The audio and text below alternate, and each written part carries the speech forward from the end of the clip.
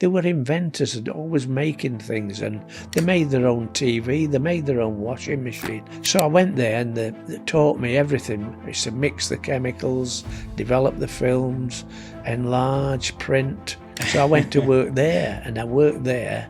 Then when I was 18, I had to go in for national service, and guess what? I went in the Navy. I did the World Cup when it came, and I was northern photographer, so I did Newcastle, I did Sunderland, I did Sheffield, I once went down as far as Derby, I did Everton, all the places in the north where the World Cup were played. I did all these. I was doing all right, and then suddenly, out of the blue, I got a phone call. This is it, Albert. This is our first ever podcast. Yeah, thank you very much for joining us, Albert. Honestly, we couldn't have asked for a better first guest. It's really an honour. It really is. So yeah, Vicky, you're going to start us off today. I have the first question. Yes. And this is it. Yeah.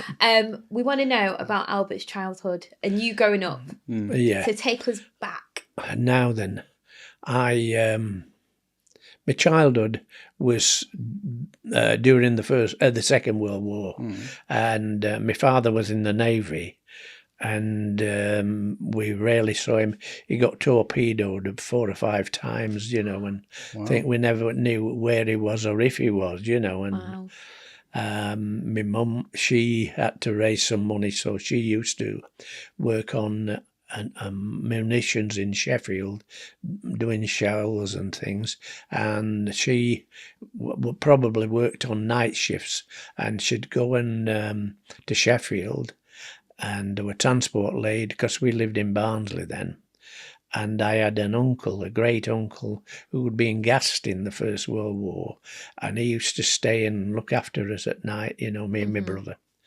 And I remember one occasion we'd both got measles, and Christmas Eve my mum decided to get the bed down in the lounge where it was nice and warm, and she was decorating the tree, and the door opened and my dad came in, and we hadn't heard from him for 18 months, What a Christmas that was, him. That's like an advert. Oh yeah, it is. And there lots of times he'd gone once. He was torpedoed off Africa, and they got ashore, and they suddenly found they were in German East Africa, so they have to get out, obviously. Yeah. So the locals got him on a wagon, and covered him in straw, and also drove him through the length of Africa down to Cape Town, and there they were safe, but they had to wait until there was a ship available, because you had to get back on a ship and report back to head office, and he was there for so long waiting for a boat, and we got a letter, and it was the worst letter but the most beautiful letter, and it was from a lady that they used to have these clubs for the servicemen, so that they can go and get a drink and things like that. Right. And she was running this place, and he'd been there so long, she decided to break the rules and send a letter to us, and she sent us this letter, and there was so much cut out which she couldn't tell us, but she just said Charlie's okay, and made it a little bit easier for us. Wow. But it was great, and during my childhood, my mother, I used to say, everybody were getting bikes. I don't know how, and I wanted a bike, and so I said, I need a bike, Mum. I won't know you. When your dad comes home, you'll get a bike. When your dad comes home. And this went on for years, and then when my dad came home, and I thought, right, now there's a question. And I said, can I have a bike, Dad? And he said, no. And that was it. I didn't get a bike, Oh, but, no. So it was around the World War II era then that you was born then, I assume. Was it at 36 I was born. Wow. Which I was just 11 when the war finished, I think. Wow. I was. Do you still have memories from back then? Yeah, we had to go into they dug the garden and put one of those corrugated air raid things, and they put sort of a bunk bed, and it was so damp and it stunk. It was horrible, and we had to wear what they call them siren suits. And it was like a plastic suit with a furry lining, and but I mean, it was terrible, and we had those little oil lamps and all these things, and we were in there, and my mum were working away at Sheffield, and we could hear the German bombers going over and all this, it was. Wow. Was you conscious of what it meant to be in war, and was you scared at the time? Not really. I mean, it were a weird time. I mean, a lady was making pancakes this week for us, and she said, "Right, I'll do them like you would have had them when you were a kid." And I said, "They don't taste like that. What have you done?" She said, "Well, I put lemon and sugar on them." Oh, that's how I like my pancakes. Yeah, but I didn't have that. We used to have vinegar and What? yeah, well, there were no lemons. Wow. I mean, like things like there were no bananas, there were all these things, and sweets. Hard to get hold of them. You Did were it taste nice with rationed vinegar? to everything. Wow. Yeah, did it taste nice with vinegar on? Yeah, I kind of want to try it. Actually, I prefer. I said, I prefer it with vinegar than I do with the lemon. I think Yeah, you should try that. Yeah. Definitely. Yeah. Give it a try. yeah. That's crazy. And we used to go round, and you don't get any sweet. You get them once a week, and somehow that you're not getting yours. Maybe she'd let somebody have it for a favour to get something else. And when we were sort of off school, we used to go for a walk in the country, and we used to try and steal apples, and it were crab apples, because I don't remember ever seeing an ordinary apple grow. Wow. I mean, and of course, living up in the north and that, and people used to nick all the stuff. But we used to get rhubarb, and then a piece of paper and a bit of sugar in it, and that were our sweets, was rhubarb on the stick of. It's quite tough. That, Yeah, though, isn't it? yeah. And also another thing I hated, but everybody did it. We used to go for a walk, and we'd pass a turnip field, and we'd pull a couple of turnips and eat them. And dear, they were terrible, horrible. Yeah, it was horrible. Oh no. What was you in school, Albert? What were you drawn to, like subject wise? Well, I've only ever been a subject. Has been my interest has been football. Was it football? And photography, really. And one created me to be the other. I mean, I got into photography through football. So you used to play football? My grandmother used to buy me everything, and she bought me my first pair of football boots. Wow. And I were in the team. I would be 10, and I got measles, and everybody got measles, chicken spots, all these things were going around because she were that close together, And anyway, the doctor came and he shouted my mother, and she said, "Would you like to come up?" And she pulled the clothes back, and I got my boots on in bed. I couldn't wait to go out and play football, That's when you've got it in your heart. Oh, yeah. And the end of our garden was what used to be an old coal mine, and they'd flattened it, and it's horrible because they used it as a tip as well, so it were all cinders. And we used to go on Saturdays and Sundays, and somebody would shout, "Yo!" and we got a ball, and we went over, and you play till the sun went down, and so come and have your dinner, and somebody would leave, and it come back on the other side, and it was fabulous. You don't see that these days, though, do you? No, it's such a shame. It's with my children, I rarely see them play outside. Yeah, they're in the house, they're in computers, they're speaking to each other online, and growing up myself, I was always out. You wouldn't see me, you wouldn't see you was the same. So it's a shame that we've missed that era now. The in house we had radios, but there were a sameness, you know, you'd record players and things like that. And then the people of the day were like Wilfred Pickles and people. He used to go around the factories that were working, and he would have a concert and invite people out of the audience to come and say something, and various comedians which we didn't understand being kids. You know. But we used to, and I mean, I used to, I was always in trouble because I used to kick everything I could. I'd kick a can down the street and the end of my toes was sticking out, you know, and then you slide in and there's an hole in my shoe. So we used to put cardboard underneath it. You know, I mean, I'm trying to picture it was amazing. I mean, if there'd have been plastic in those days, we could have put plastic in, but yeah. And I used to get a good hiding, you know. Stop kicking it, yeah. So obviously, like, football was always a passion from an early age. Oh, yeah. And you mentioned, obviously, photography being your other passion. Yeah. It's amazing that you was able to merge them two passions, because a lot of people can do one, not the other. Yeah. And it was great that you could do that. But how did you get into the photography side of things? Well, like just as I was like there, well, at the end of the war, I started delivering newspapers to get some pocket money. Right. And I used to go morning newspapers, and then on Saturday morning I used to get my pay, and I used to go down to the Barnsley market, and it was the biggest market in South Yorkshire.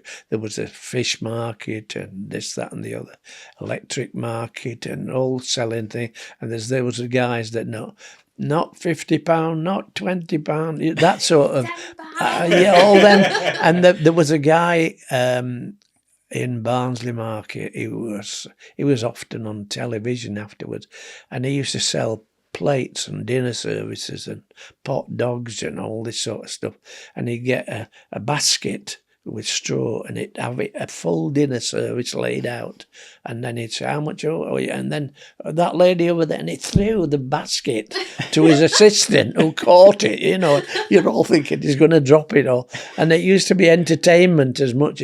And then there'd be another, we call her Lilo Lil, and she used to sell lino. And she'd throw it out, and it'd run out into the audience, you know.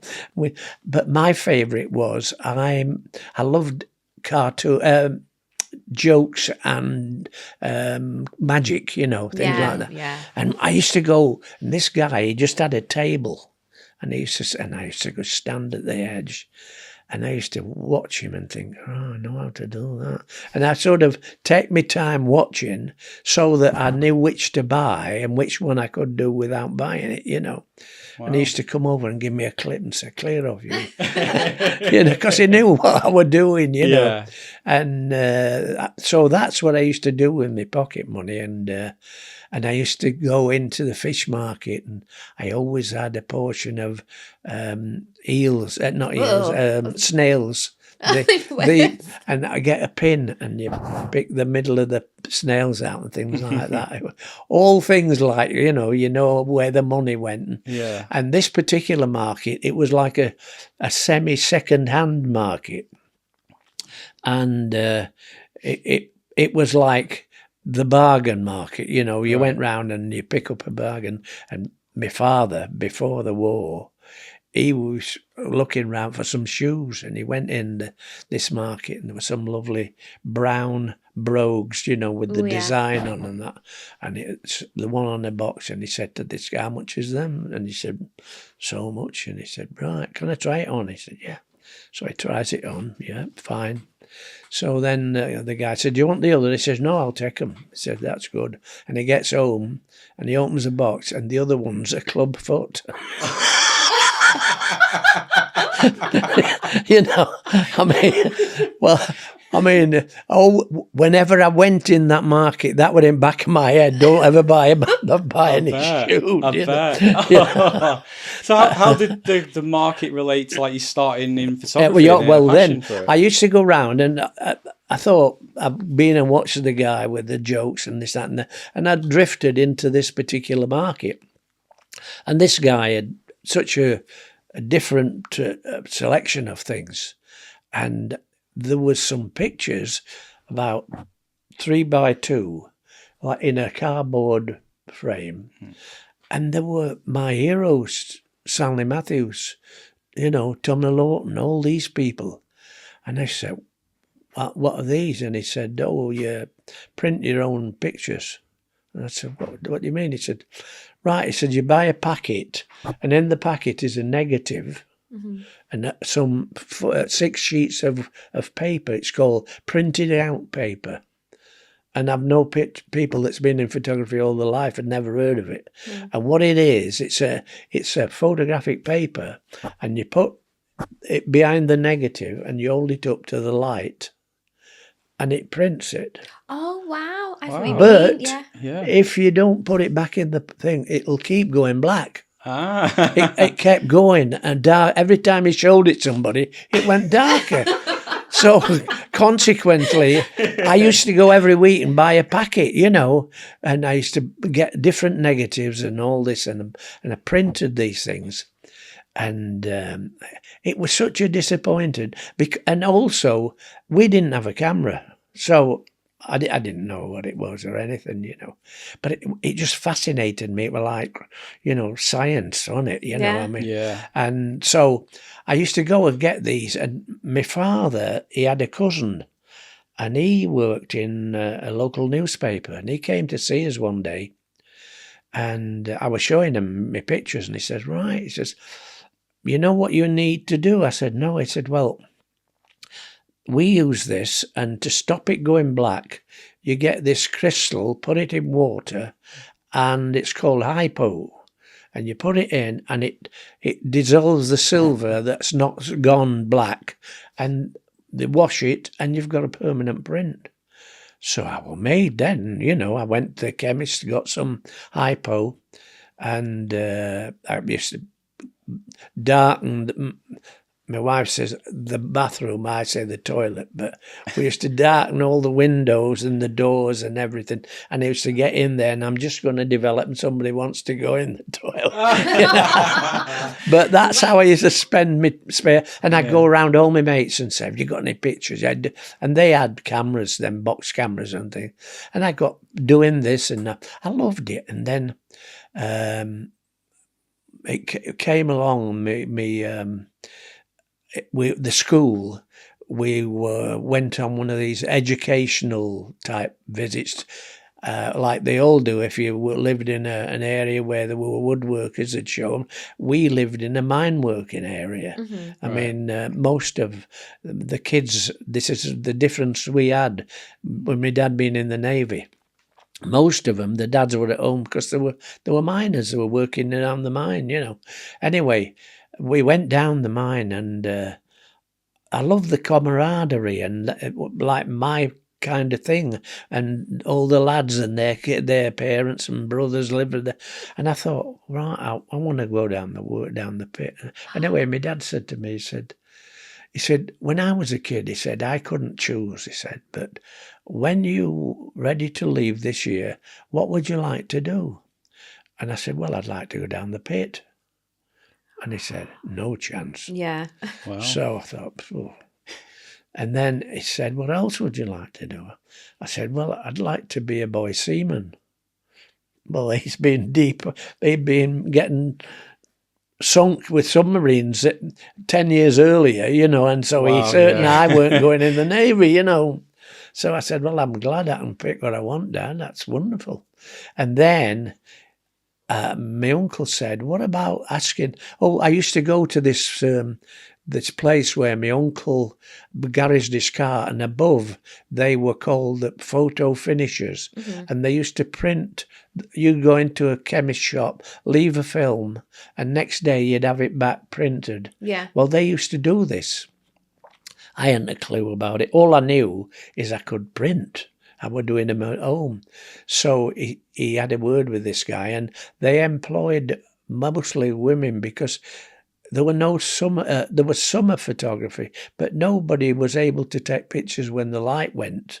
There were no flash guns or anything like that. Oh wow! And so he said, I'll have a word. And they were thinking of setting a person on to be to be an apprentice and work through the winter time, because they were inventors and always making things, and they made their own TV, they made their own washing machine. You know, they were inventors, these guys.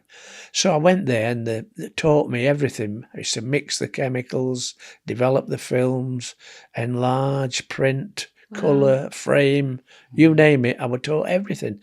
And I was still at school learning this after school, you know.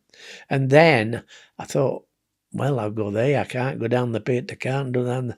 So I went to work there, and I worked there. And then when I was 18, I had to go in for national service. And guess what? I went in the Navy. So everything comes to those that wait. You know, I were in the Navy 2 years. And then I came out and I went back to work there. And I loved it. And I still hadn't got a camera. So I said, can you get me? I thought he'll get me a cheap one, you know, a cheap price one, you know. Mm-hmm. Anyway, he brought me the cheapest Kodak Brownie he'd ever seen. And I was so disappointed. But the thing was, his idea was you learn from the bottom and climb. And I did, and what I used to do. It's a great lesson, that, to be fair. Oh, it was unbelievable. Yeah. And he taught me really everything. We built a machine that I fed 360 films an hour in the dark, complete black, onto a machine that we built, and they came out the other, developed and printed, you know. Wow. And I got on really well. I used to work something like 12 hours in summertime, and in the wintertime, I'd sit there and I'd get a print in, and I'd put the bride's head on the boy and the bridegroom, and do all sorts of things, and join pictures that's too negative, and join and practice all these little tricks, you know, and do airgraph printing with the pen, you know, and all this. And so I everything learned. And a guy came in one day and he said, can you develop me this film? And I said, what is it? And he said, it's due for colour. And I'd never heard of it. And he'd been in America, and he bought these film, the colour film. And he said, if you can develop me that, I'll let you have one. So I went and I got the Ilford book of photography, and I got all the recipe for all the thing, and I went to the boots chemist and I said, can you do me these? And I got I wanted it the amounts to be the correct amounts, you know. So he was weighing them out correctly, and I took them back to work, and then I put all I could think of. We got milk bottles, so I made all the chemicals in the milk bottles, and then I locked a room off in the dark, and I developed this film, and it was a transparency film, you know. It was great. So I got mine. I can't find them. I've got a picture of me when I was 18, and I'd got a couple of football medals, and I had this picture of me, and the quality now, and it would be 1951. Yeah. Wow. And it still adjusted, and I used to be asked to go and give talks to the societies and things like that. And I used to take this one and project it, you know, and it was fantastic. Oh, it's great. But so you learn everything. Yeah. But eventually, these two brothers that owned the place, they didn't get on. The wives didn't get on, and I was in the middle doing all the business that when I did the books and all the things. Wow. So I tried to steer between them, you know, and eventually I crossed one, and she was terrible. There was one to cross, and for 2 years they never spoke to me, her and her husband. I worked there. And his father used to come in and do a bit of and they were watching me as though stealing and things like that, and it was a horrible. That's horrible, isn't it? Yeah. No need. And and anyway, the other brother said, look, don't worry. He said, I'll give you a pay rise. He said, and I'm on bottom money, I mean. And he'd say, I'm going to buy him out. And when I do, then I'm going to give you a 10% partnership. You can stay. So I stayed and I kept going. And then one day he said, I'm fed up of this. He says, we're going out, we're having a meeting tonight and we're going to discuss what we're doing. And he rang me up and he said, I were in doing the books, and he said, we've had a meeting, our kid, as you say in Barnsley, said, and he's buying business. So I thought, now where am I? He's not spoke to me for 2 years. Yeah. So I'm there in the office, and he walked in with his wife, and he said, and words stick in your head, and he said, can you do so-and-so? And do you know about so-and-so? I was questioning me about things. Because he'd lost touch, because he never did anything. Yeah. And he said, well, I'd like you to stay. I know we haven't seen eye to eye. Eye to eye. Yeah. I mean, it was weird. So I thought, no. And I had been making plans because I knew I used to do a lot of the printing for the Barnsley Corporation. When they built a road repair or anything, or a building that they had a photographer, he would photograph it. They'd bring me the film and I'd do the prints and send them back. And the guy, the borough engineer that was in charge, I told him what I was worried about, and he said, well, look, this guy retires next year. He says, and the job's yours. Wow. He said, no problem. He says, but you'll have to wait till he retires. They won't set another guy on. No. So I thought, oh, well, there goes. I'll give him a ring. So I gave him a ring and I said, look, I know it's next year, but I am desperate. I don't want to stay and do any good for these people. No, definitely not after treating you like that. You know. So he said, well, I'll check it out. He said, you like gardening, don't you? I said, yeah, I like gardening. He says, I'll have a word with the parks department. So he rang me up next day. He said, I'm afraid that no job's going. He said, the park department, nobody. He says, the only job that's free on the Barnsley Corporation, what do you think it was?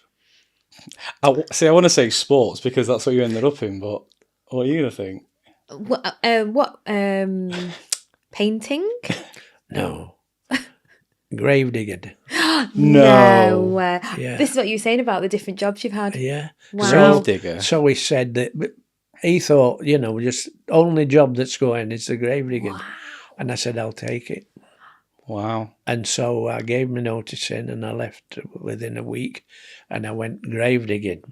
And it's so funny. I mean, I'm there grave digging. I was there about 9 months and then I got carpal tunnel with digging, and I bet. And the doctor said, you're not used to hard work. I mean, my hands were usually going in chemicals and things, you know. And my skin was all supple. And he said, you've got to get another job.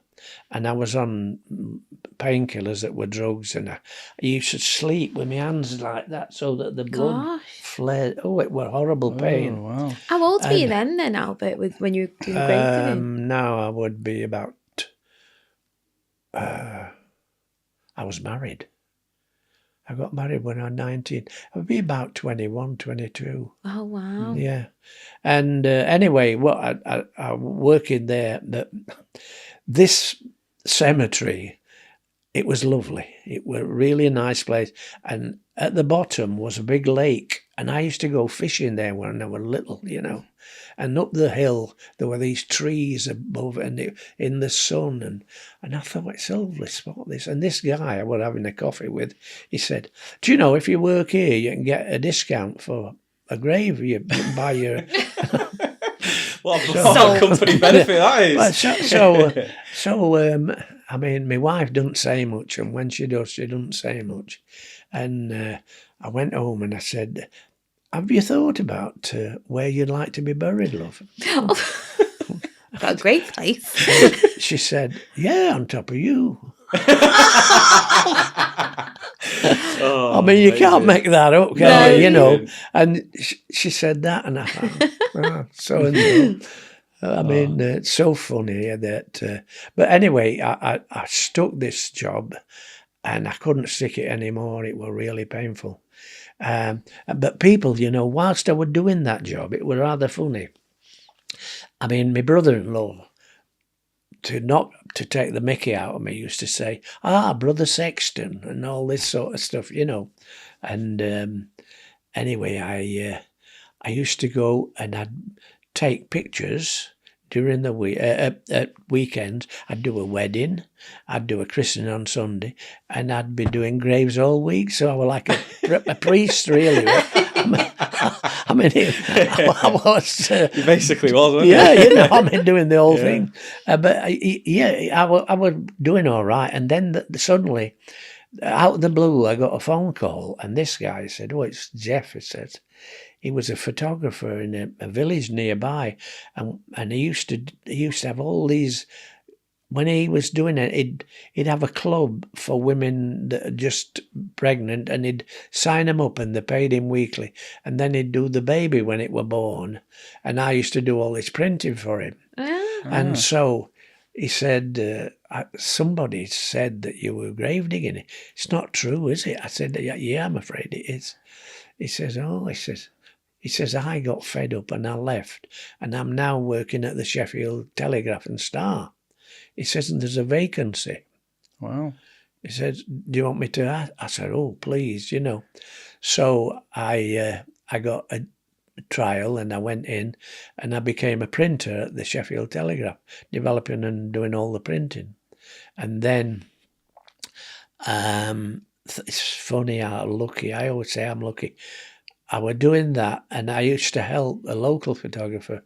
If I was off for the weekend, I used to do football with him. Mm-hmm. And this guy, I was in the pub one night. I'd gone on for a night shift in Sheffield, and this chap, I'd never met him before, and he said, are you interested in being a photographer? And I said, yeah. He said, do you want to work for a paper or that? I said, oh, not half. He said, I'm working for this agency, and I'm going to work for the Daily Express. Wow. And I feel that I should try and get somebody for him.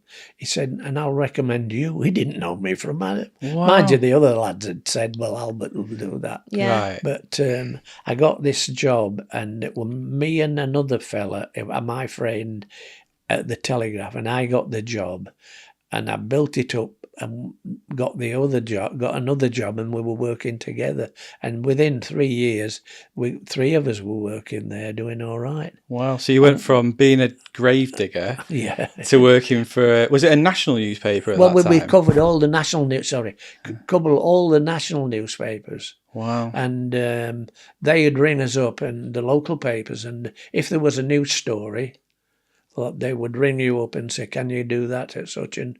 Wow. And we used to put the film on a train to Manchester or do a print or that. And we used to do football. And you got Sheffield Wednesday one week and Sheffield United the other week. And sometimes we even got Rotherham or Barnsley included in. Wow. So we were sending out loads of envelopes to the papers. Wow. And... it worked quite well, you know. We were doing wonders. And then one day the picture editor, the picture editor rang me on the Sun. And it was the old Daily Herald that had moved on to the Sun. And they used to editionize. So if there was a back match at Barnsley, there'd be a cover pictures from Barnsley, and then Leeds, there'd be different ones for Leeds, and so it served our purpose. We knew we were going to get picture. And he said to me once, he said, I want you to try and get some exclusive ones, and I'll guarantee I use 4 of them. And this, we only got about £3 for them, but you know, it were money. And anyway, we're doing this, and this particular weekend, I think I did Rotherham early kick-off and Sheffield Wednesday, and then I sent a pile of pictures, and next Monday they used 13 of my pictures in the paper. Wow. And so the guy rang me and he said, I'm afraid I've got to do something. He said, I've got to offer you a job. And if you don't take it, I'll have to get somebody else, you know. He said, you're getting too much money. So I went and had an interview. This was at The Sun? At The Sun, yeah. Right. And the editor didn't like me. I'm a Broad Yorkshire man. How dare. I went for a job at the Mail, and the guy said, we haven't got a job going, which was a lie. The lads had told me, you know, and said, there's a job there, get going. And I taught Barnsley, you know. Yeah. Where were they based at the time? Manchester. Oh, Manchester, right. And so you'd still think, though, that it's like within the same city. My wife always said, you should see them, you should see them. And then I got an offer to go to the Daily Express, and he was a smashing fella. I worked for him every day of the week. They used to ring me up at 11 o'clock in the morning so they could put me on their agenda of what days were going to happen. What I was going to do in that day was on their list. Wow. And yet, when I went and had an interview, oh, no, we can't employ you. He's a Broad Yorkshire. What? You can't employ him. So I didn't get that job.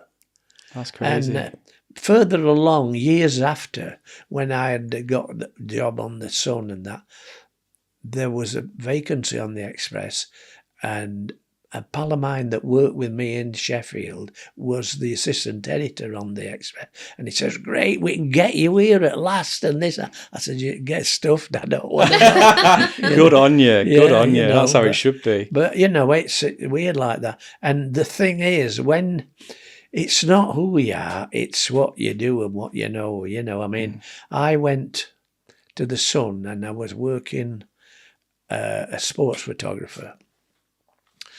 And like I say, the editor, if ever he saw me doing something, he'd say, what are you doing and why don't you be doing, you know. To interfere. Anyway, first thing, you remember the Moors murders? Yes. Well, I was my first week and I was still living in Barnsley and I was going over.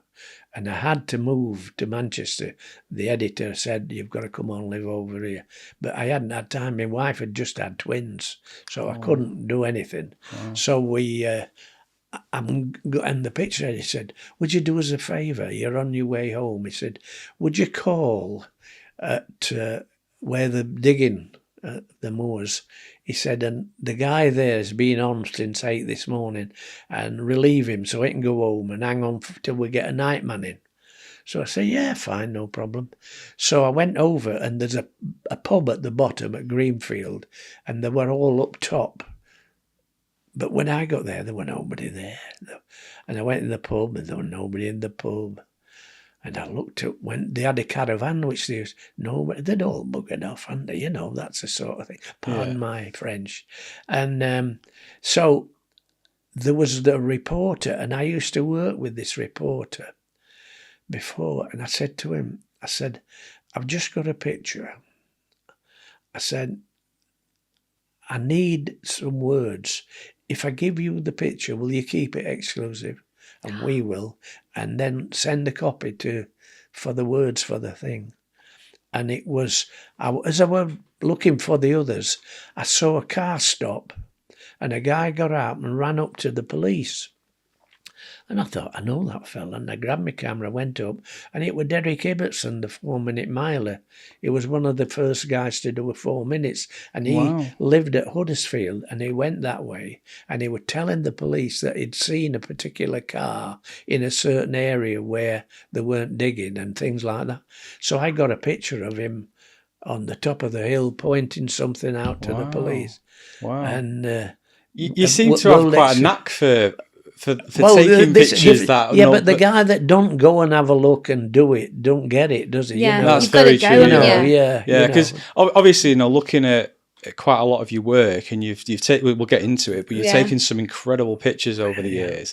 Well, you seem to, what stood out for me is you capturing the moments that not a lot of people would capture. That bother with it, And what was the secret to that? You know, what did you have, like a special talent for it? Just enthusiasm. I loved it. I enjoyed what I did. I used to say to people, and I still say it to people, you'll never forgive me if I don't take your picture, because your grandkids will want to see this picture. Yeah. You know, and that's how important it is. And I always say, I have never taken a picture of anybody that enjoyed it as much as I do. Oh, amazing. You know, I really enjoy doing pictures of people. Do you still enjoy it as much today as you did? More.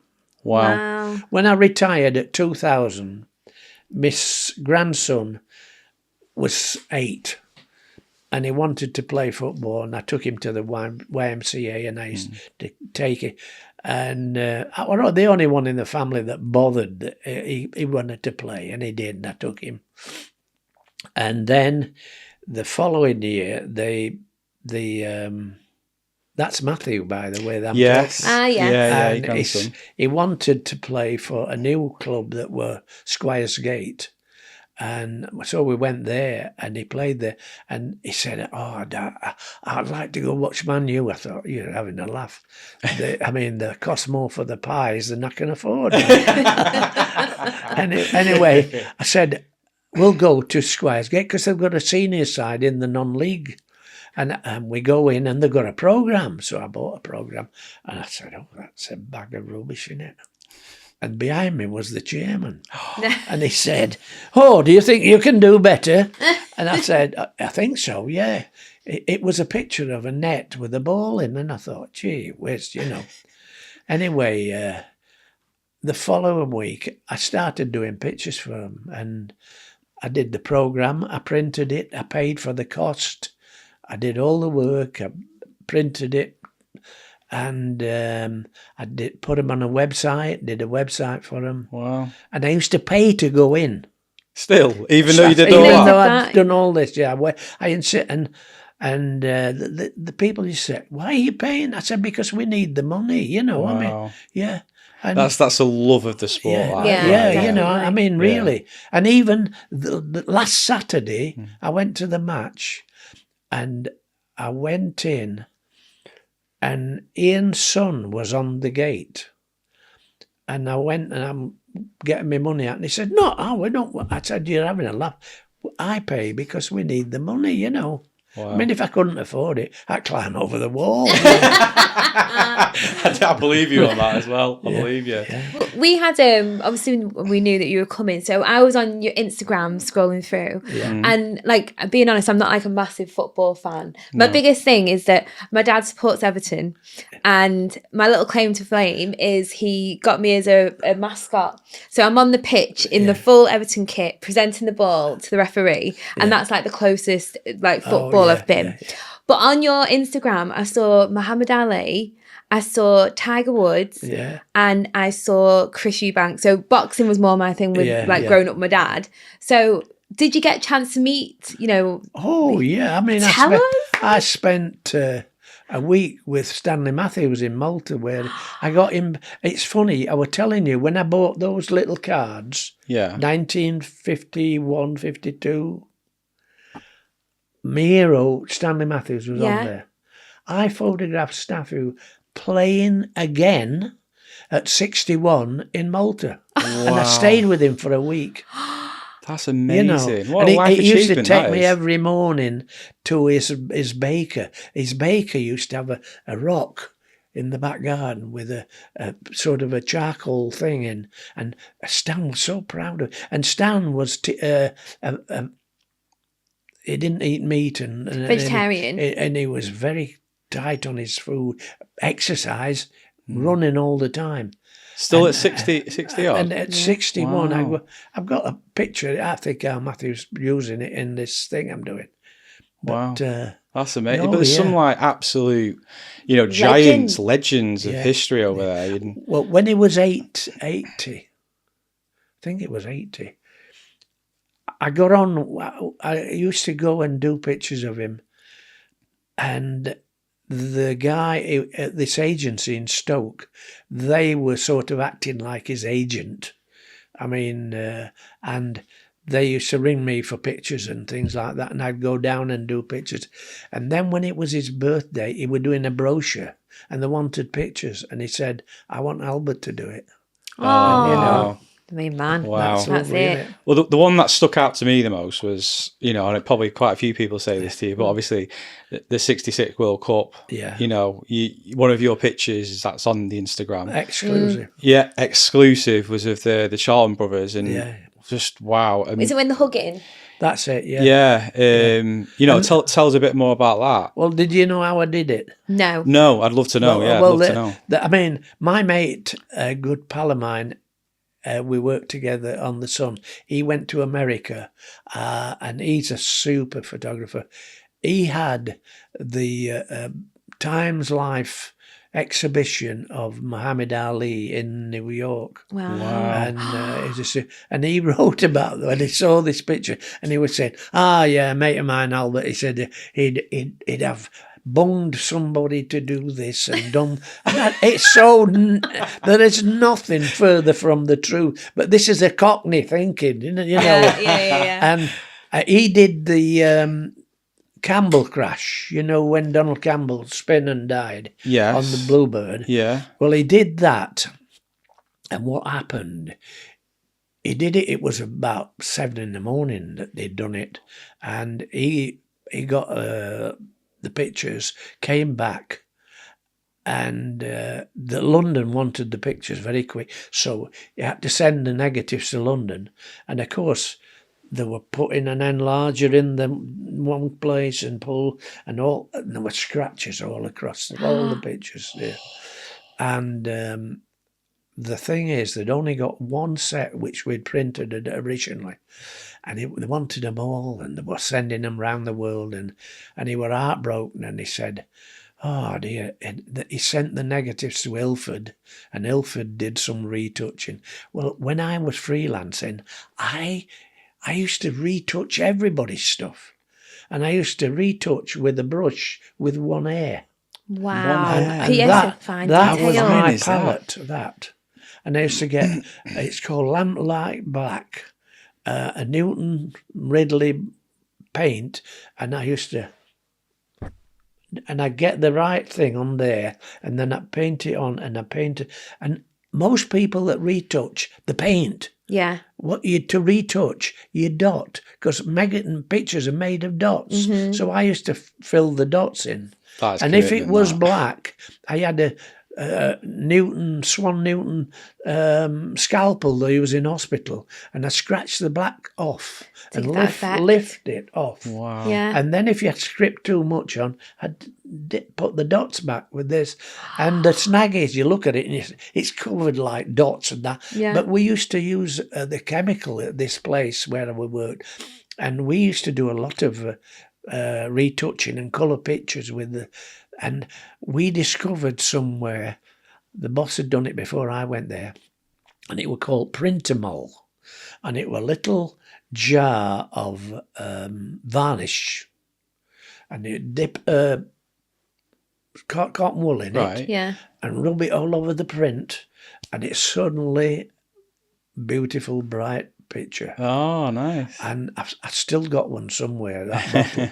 And it was, well, I got night shifts, and Mickey had got these pictures, and I got the negs back, and I spent 3 months retouching them. 3 months? 3 months, wow. And his stuff, and he entered him, he became sports photographer of the year, sequence photographer of the year, news photographer of the year.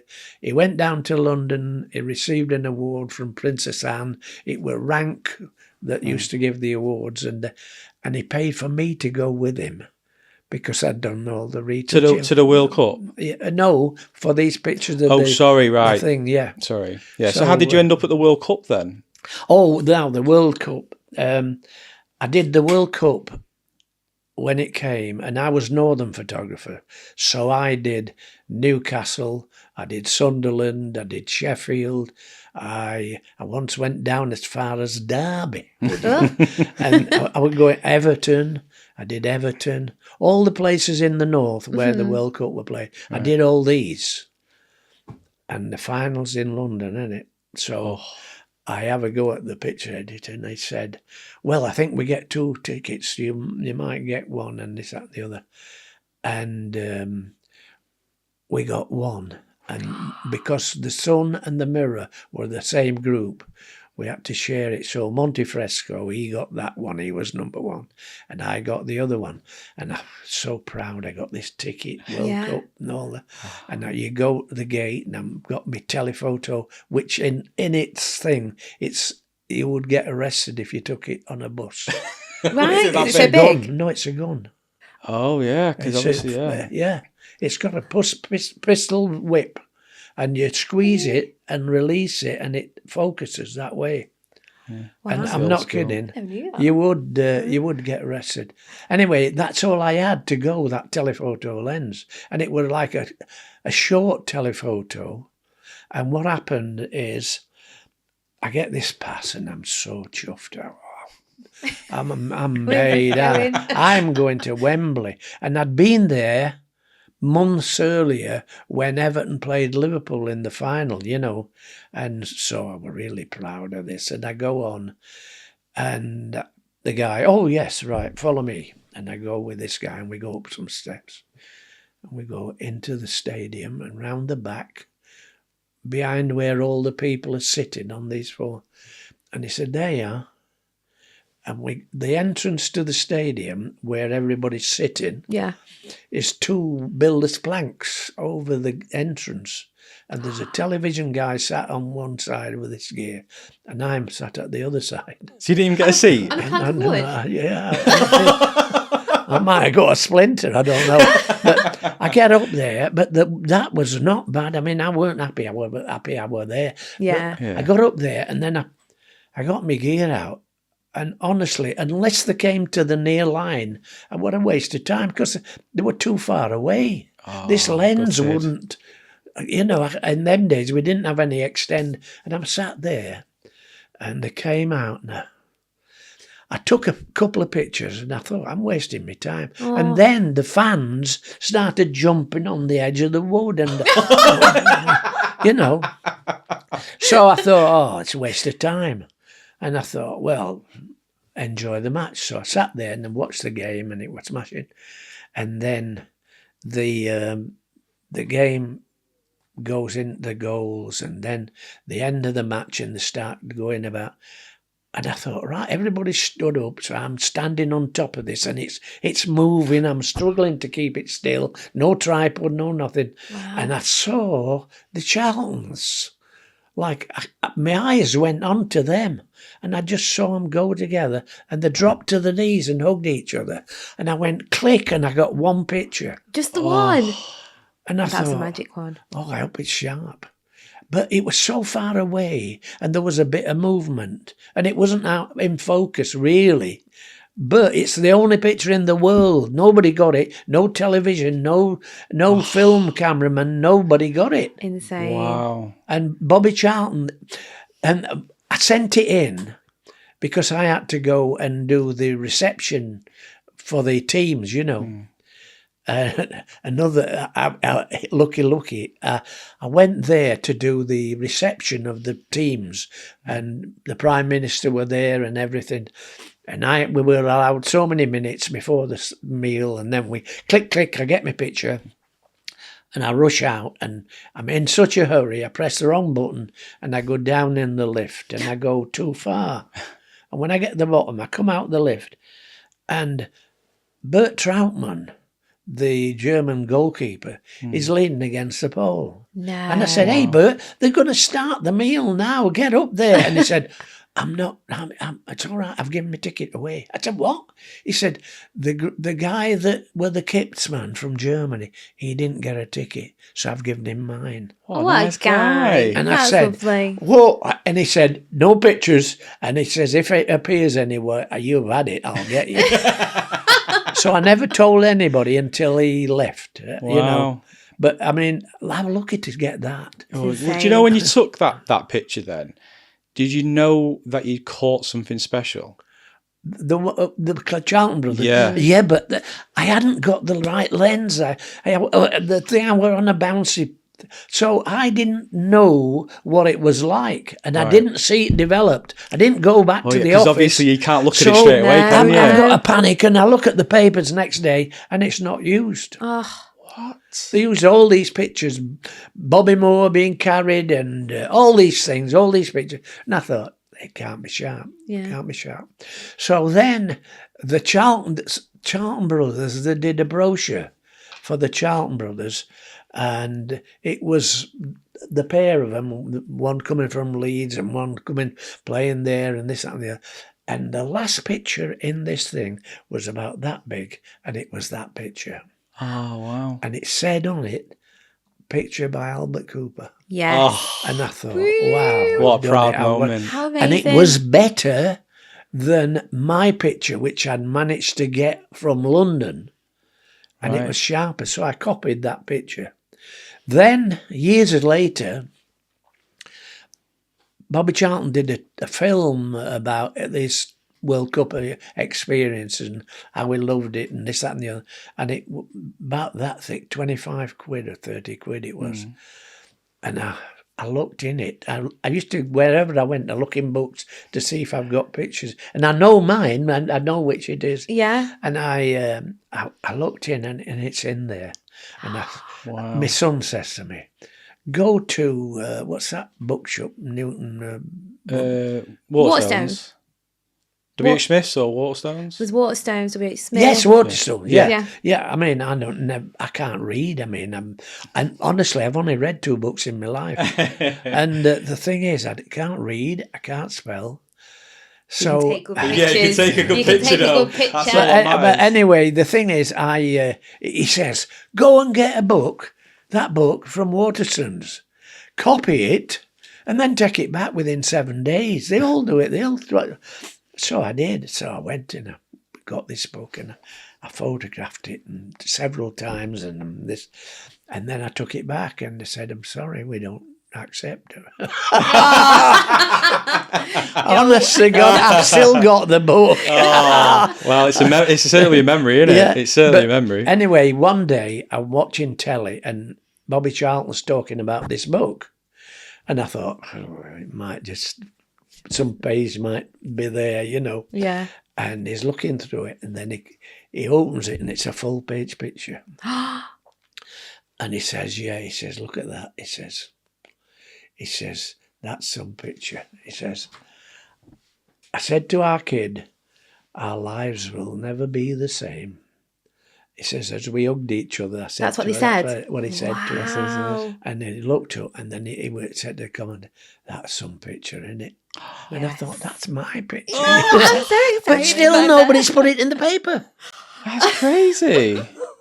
That's crazy. I mean... It just goes to show how, I don't know if you found this over the years, but I always think, people's perception of something is very different when you go from one person to another. Yeah. And it's very subjective, art, photography, and everyone has a different opinion. So I imagine you probably experienced that quite a number of times over the years. Yeah. But the thing is, what I put it down to, at the time, I mean, I was a Manchester photographer, and whatever came in from London was in the paper.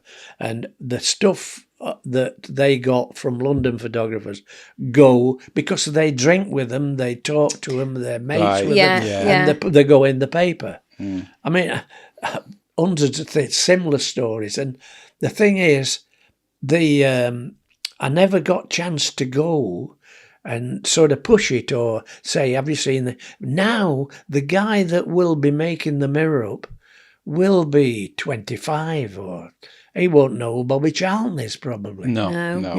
And the things like that. And it's so strange that I haven't.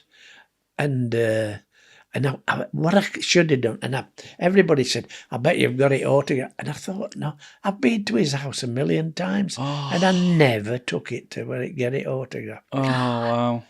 I mean, and it's the same with all these things, Yeah. And the only time I got an autograph, I spent a week doing Muhammad Ali, and I got a print done, and I got it done so that I was able to go back and get him to sign it, and I got him to sign it to my son, Dean. Wow. But the people that developed the film, they didn't wash it enough, and it started to fade. So I had to copy it quickly and save it. make it, yeah. Out of it all, because obviously you've met so many people, like during your career, is there one that stands out as being, you'd never forget them because of the personality or who they were? Certain people that, you don't. It's not going to happen or things. I mean, I was a City fan, and the only reason I became a City fan is the treatment I got when I came over. When I went to United, it was how much, and when I went to City, it was this, that, and the other, and they were always pinching my cameras and taking rude pictures of each other. Yeah, I mean, there was. Wow.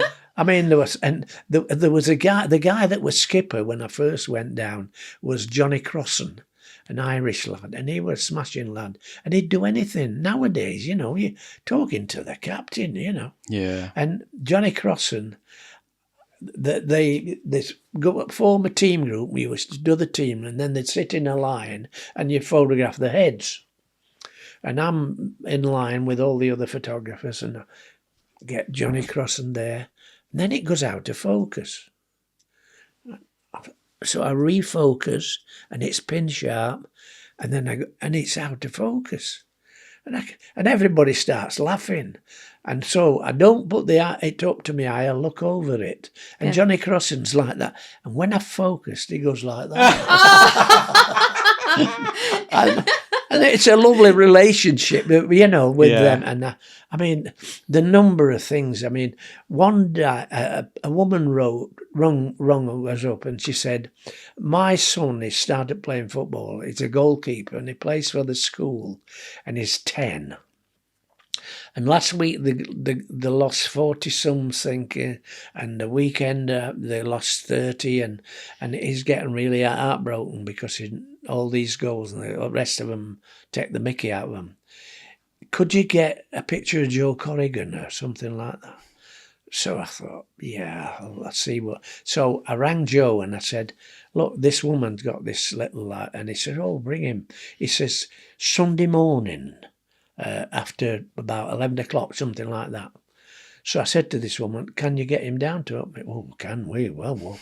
So she brings him down, and we go there and introduce him, and this little lad. I bet he was in absolute awe. Anyway, Joe's got the kit on, and he takes him in the room, and they kit him up, and then they go out, and then I do pictures of him diving and Joe diving, picking him up, doing all sorts, and then he's finished, and so they're coming towards me, and I thought, bloody hell, Joe, you've done a bit more. That's going to cost me a bob or two. So I said, "Can I take you for lunch, Joe?" And he said, "Oh, no." He says, "Anyway, we've not been in the bath yet." He says, "I've had the bath filled for us." The ice bath? The big bath, So he went in the bath with this kid, and then he came out, and I said, "Joe, I'll have to take you for lunch. I mean, you've beyond any." And he said, "Oh, no," he says, "I've got about half an hour left." He says, "I've got to get back to Rill. I've taken the wife for the weekend." No.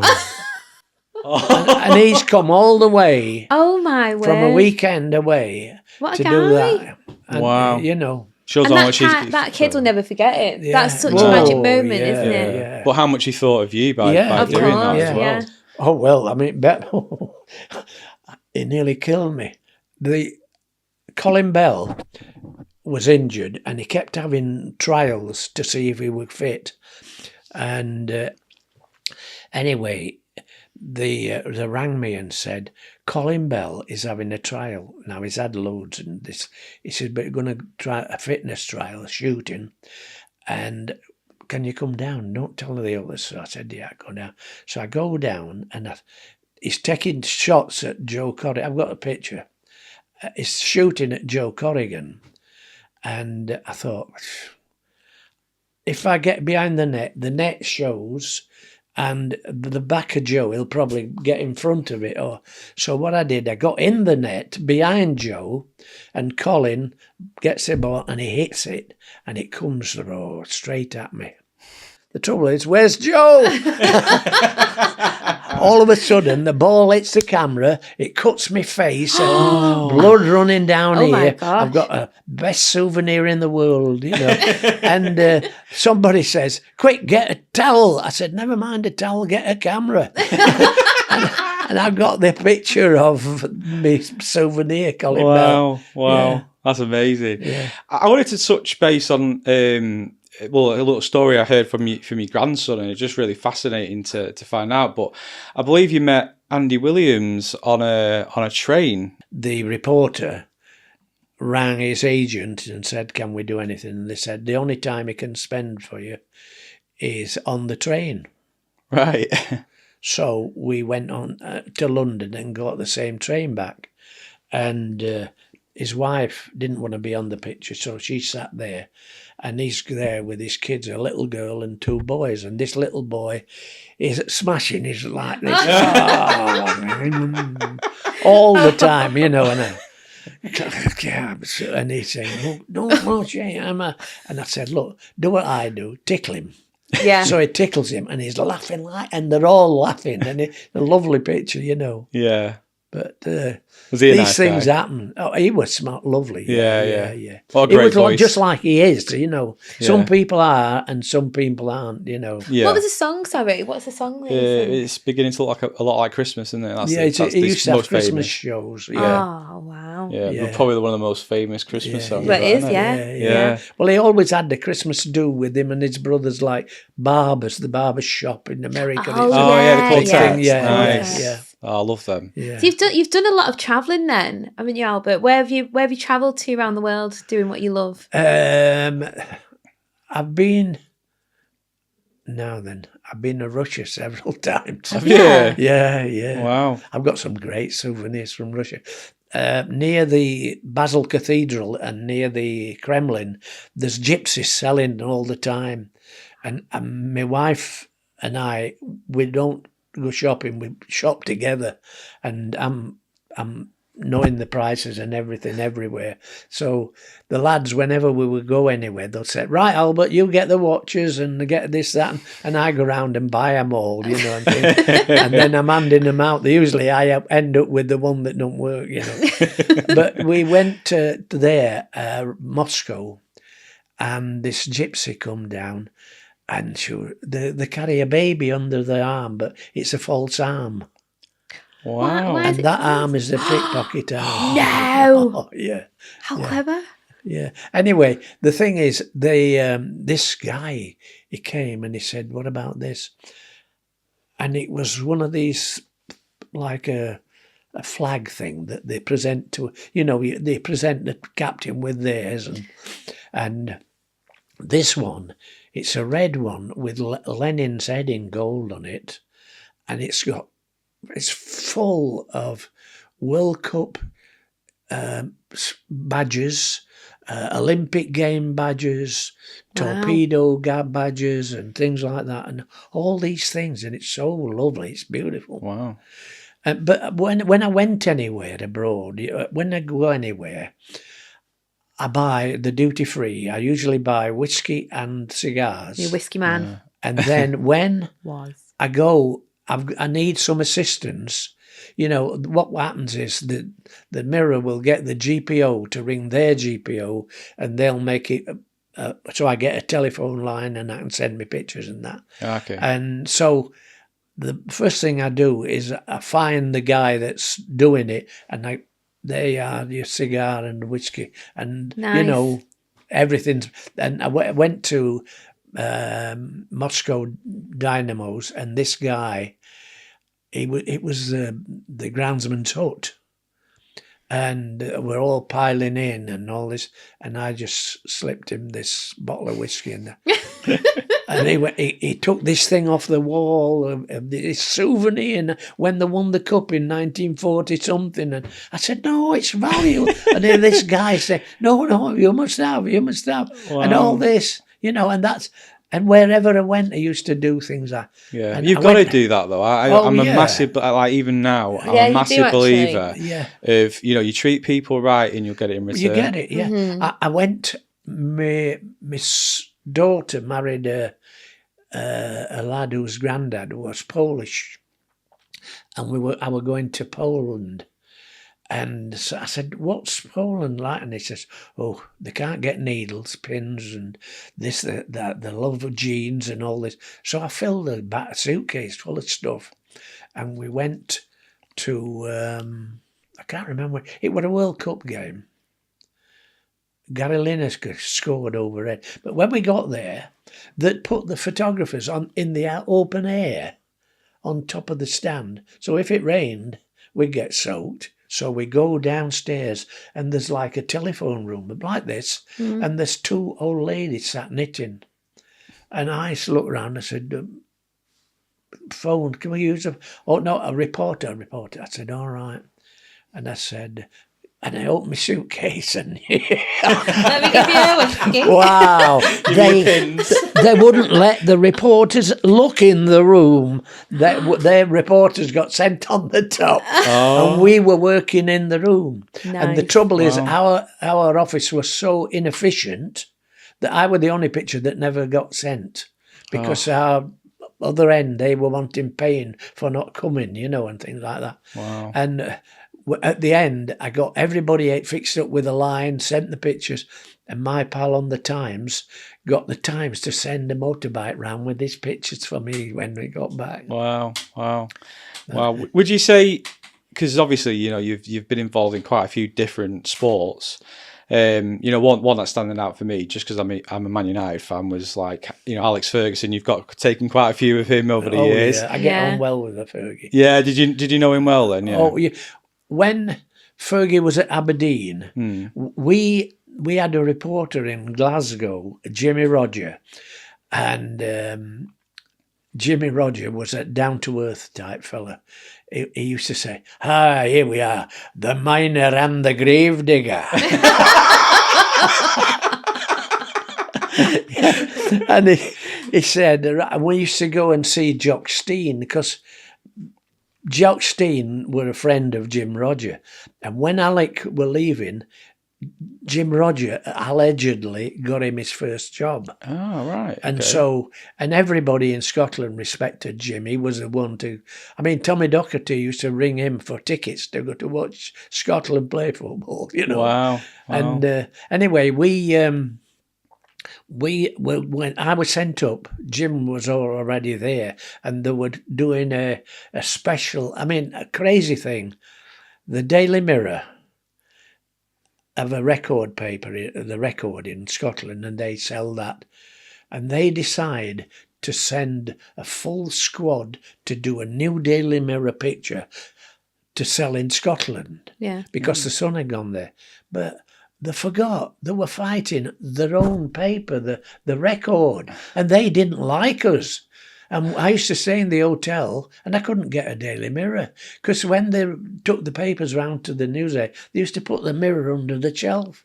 Well, they wanted the Record to sell, didn't they? Yeah. But we had that anyway. Jim Roger and I, we went round, and it was Aberdeen playing Celtic on the Saturday, and it had snowed, and there were a forecast of bad weather, so they'd flown down from Aberdeen on the Friday night, so that there were.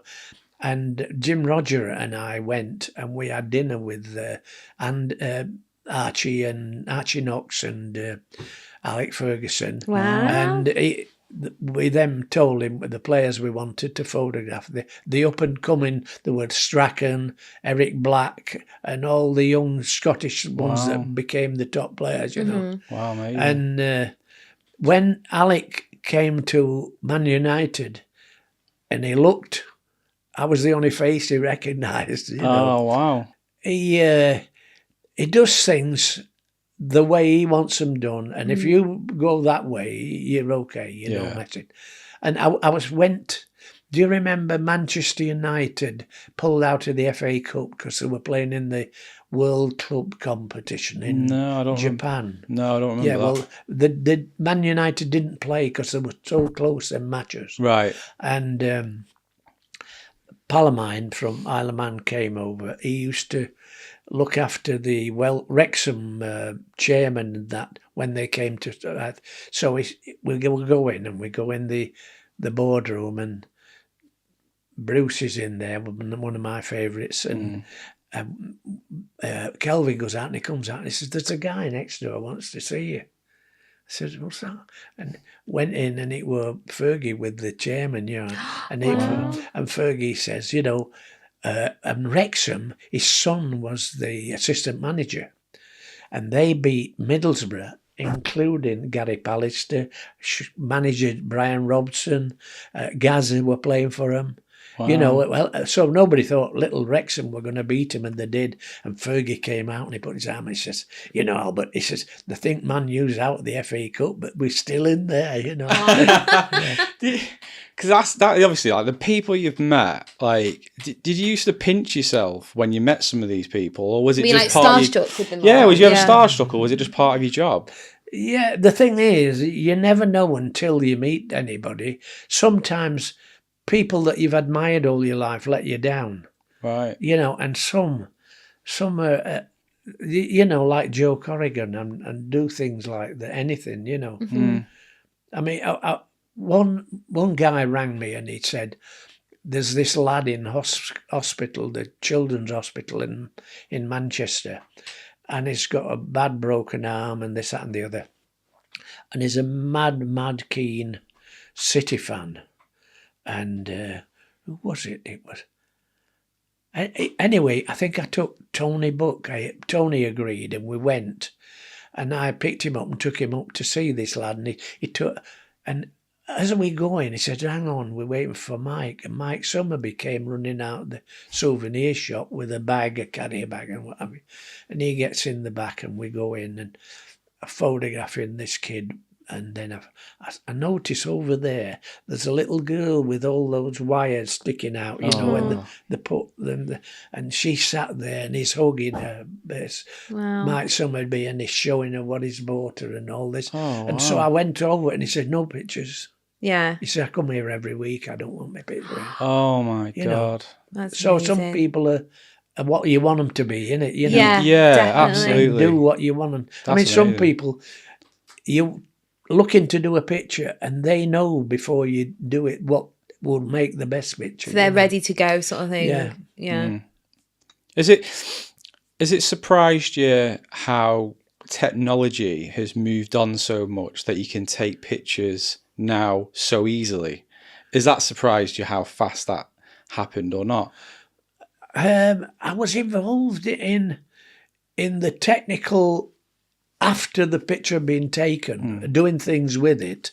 So I always knew that the result is when you finish with it, not when it's been taken. And I say, well, if you've made the picture better, but it's not lost what it was. It's the same picture. Yeah. Now, if you took the picture and put it in somebody's hands, well, that's different, But if you just move it differently, and for years, when I went newspapers, you'd see, and if you ever went in a library of a newspaper and you got pictures out, and there'd be Dixie Dean at Liverpool and Everton, and there'd be a picture of him heading the ball. And when you look at it, he's not heading the ball. It's a 3-penny piece that they put on the paper when they were printing it, and then they spray it and make it into a ball. Crazy. Well, I mean, we didn't do things like that. That's insane. That's crazy. What would you say is like your proudest moment, Albert? Well... I can see you wanted to say something that your wife might say, something having the children. The best thing was last week, my grandson plays a 5-a-side. He started playing again, and he scored a hat-trick, and he was man of the match. And now I didn't see him, and it would probably be a rough old night somewhere, but to me, I used to take him every week to play, and it's great. And I used to, parents aren't allowed to shout, and I'm shouting, "Come on, come on." and I say, "Come on, you."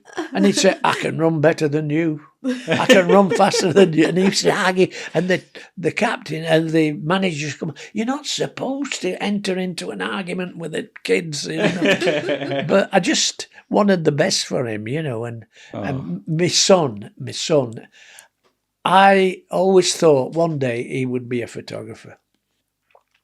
And he is a great photographer, but suddenly turned up doing these films, you know. Yeah. I think I never knew, you know, and I'm so proud that he's done it, you know. Oh, amazing.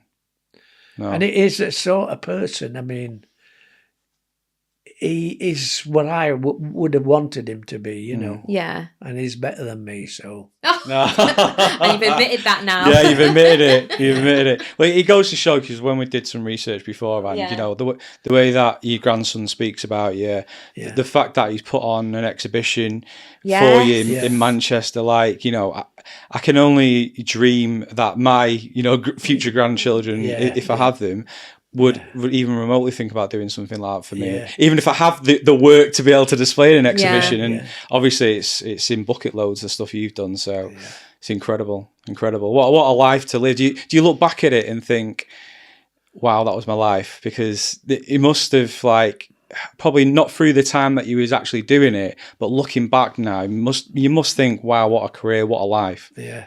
I used to enjoy doing pictures with Georgie Best. Yeah? Yeah. I mean, if you talk to the average photographer, George, they'd go to do George and he caused them all trouble, never turning up and all this. So, but I used to say, if you arrange to do a picture of George and it's Tuesday, well, make sure he tells you which Tuesday. Yeah.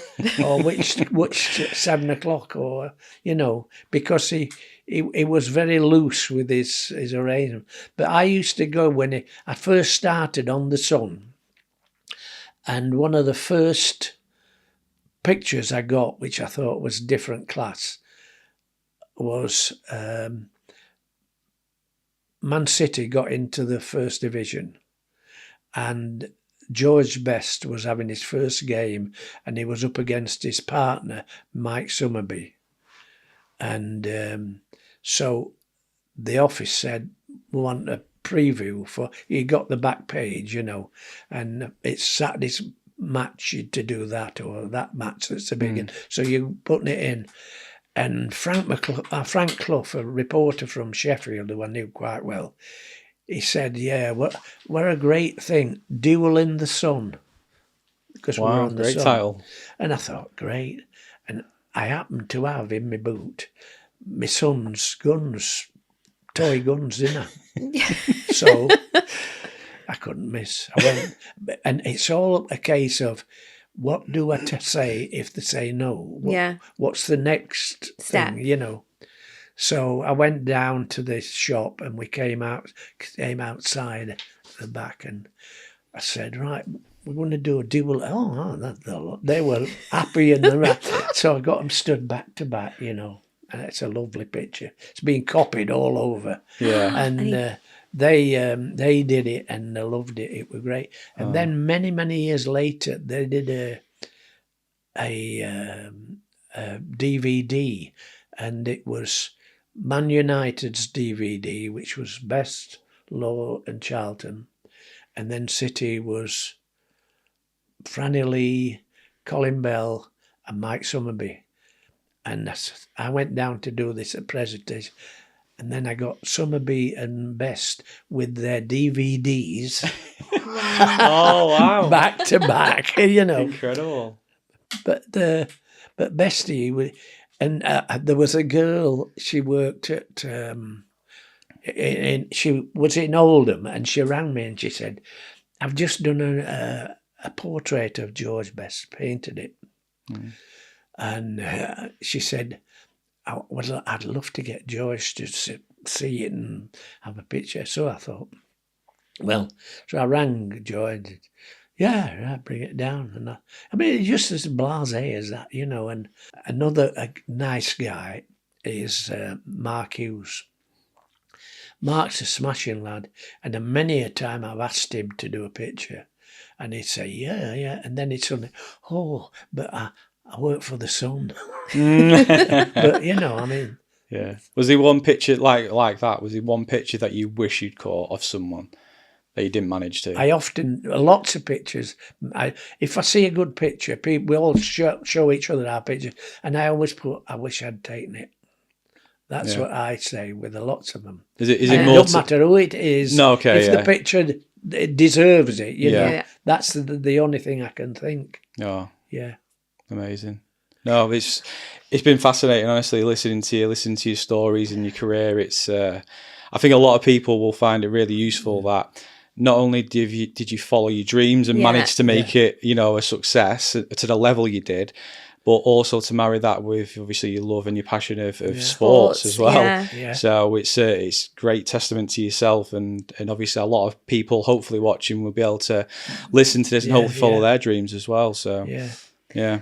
I mean, the thing is with a lot of things, like I went somewhere with a niece, and we all went for a night out. It's on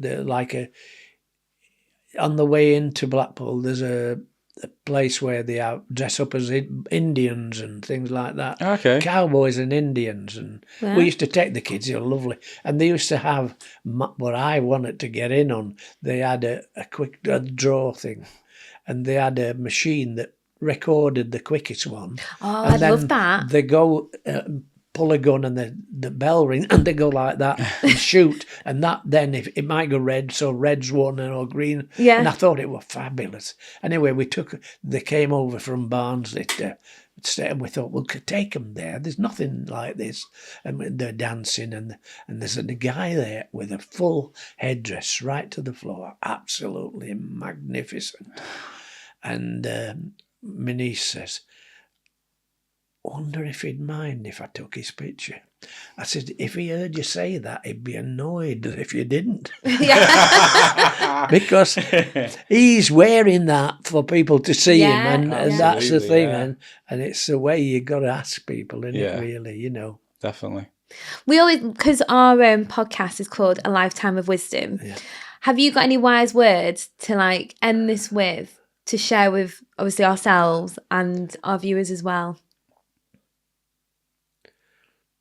Well, yeah, just like I say, I mean, if you see somebody and you know how important it is to them or their life or their people to have a picture that moment, talk them into it, because they might not realise how important that picture is. It's so true. Yeah. I mean, it might sound weird. When my father died at his funeral, I employed a photographer. Mm-hmm. Wow. Because he was chairman of the Yorkshire branch of the Royal British Legion. His life, we made the Legion in that area and did everything.